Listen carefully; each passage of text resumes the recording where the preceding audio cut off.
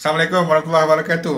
Okay guys, satu trailer yang telah lama dinanti-nantikan telah pun keluar, iaitu trailer untuk filem Enam Jelaka.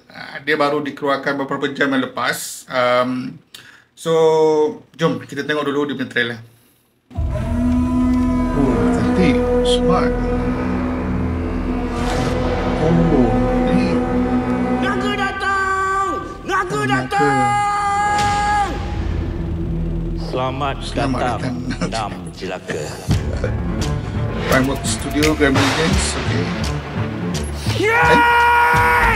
Adam Project. Akan ambil alih perniagaan biji timah. Enam Jelaka, Apek ketua. Kamilah Enam Jelaka. Nagasari ni ketua penyamun yang sangat zalim. Zalim, tak berhati perut. Fighting scene, okay. Saya ada amanah yang perlu ditunaikan. Pulangkan ini kepada isteri Kuping. Oh, Kampung kita ni tak ada pendekar, Kasar. tak ada panglima. Tengok aku siapa. Awak ni pendekar ke? Nama siapa? Pendekar telinga berbungkus. Siapa lagi fight anda ni? scene dia cantik. Abang kau ke? Kuping. Tak sangka dalam curug kampung macam ni ada. Tolong tinggalkan kampung ni sekarang. Kami tak akan tinggalkan kampung kami ni. Bila nak gaduh? Dia dah lama rancang. Kita yang lalai. Kalau tak solat sama macam setan. Oh Jelaka. Kau baru masuk sini dah kacau dah. Oh, ada cameo Aziz dengan Osman. Nice. Mandi deh. Trailer ni dia memberi gambaran tentang jalan cerita ni. Okay, before watching this trailer, aku punya anggapan tentang filem ni adalah Enam Jelaka ni dia baik. Dia bukan as per yang Enam Jahanam filem-filem dia tu.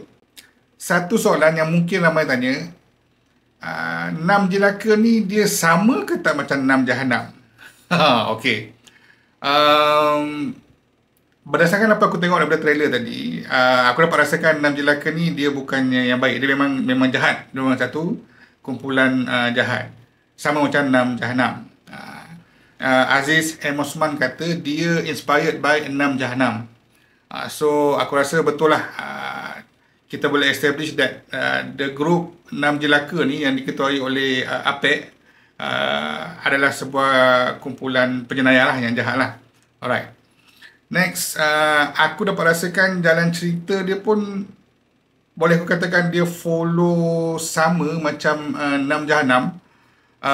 Mungkin ada elemen-elemen terkini lah, elemen-elemen moden dia masukkan. Macam aku tengok tadi ada British ke apa tadi. Lepas tu ada meletup sana meletup sini.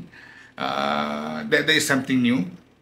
Tapi aku dapat rasakan dia punya fighting scene dia okey. Dia punya fighting scene tadi nampak realistik lah, dan aku suka dia punya koreografi dia tu.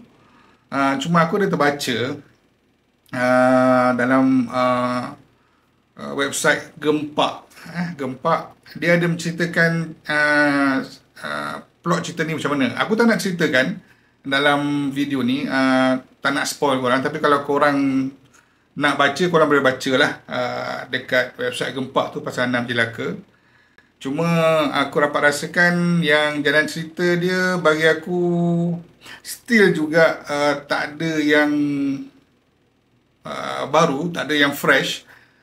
Although dia inspired by Enam Jahanam, aku rasa filem ni dia follow scene by scene Enam Jahanam lah. Satu lagi yang aku tengok, dia punya keadaan kampung tu, kampung dia macam nampak macam set penggambaran, masih lagi tak nampak real. I was hoping that Aziz M. Osman can buat sesuatu yang baru lah in terms of gambaran kampung zaman-zaman dulu.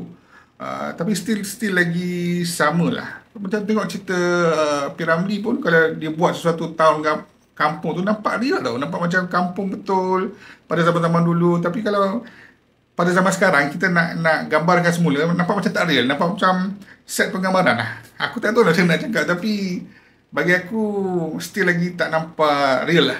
first impression aku sama ada filem ni boleh box office ke tak, aku dah tengok dulu kat wayang, then only I can know sama ada filem ni boleh meletup ke tak. Okay guys, itu tadi aku punya reaction terhadap trailer ni dan juga terhadap filem ni sebelum dia keluar di wayang. Hopefully dan aku harap filem ni akan dapatlah pecah panggung lah box office, sebab pelakon-pelakon dia pun hebat-hebat dan juga pengarah Aziz Osman ni dia seorang pengarah yang berpengalaman, ternama. Dia banyak bawa elemen, dia banyak bawa cerita-cerita yang unik dan juga lain daripada yang lain lah. Ada dalam filem ni, aku nampak dari melalui trailer tu. So hopefully filem ni boleh pergi jauh lah di wayang. Okay guys, seperti biasa kalau korang suka video ni sila tekan butang like, share video ni dengan kawan-kawan korang yang lain dan juga sudi-sudilah untuk subscribe ke DZZ channel. Sehingga kita berjumpa lagi di video seterusnya. Assalamualaikum.